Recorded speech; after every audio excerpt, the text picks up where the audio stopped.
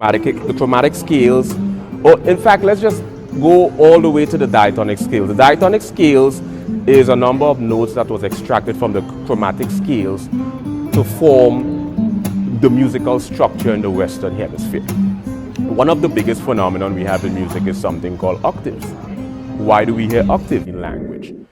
Homonym, homophone, homograph, heteronym, heterograph, polysemy, monosemy, capitonym, paronym, hyphonym, meronym, holonym, and hyphonym. Then we have pragmatics, the way in which language is used. Then you have like psycholinguistics, sociolinguistics, and the philosophical aspect of linguistics. We probably don't have geometry, like there's something called vanishing point. Vanishing point is the point, there's a point at the horizon, it's like a V, expanding V, where the two receding lines of the V diminishes. And this is like a geometric reference point for illustrating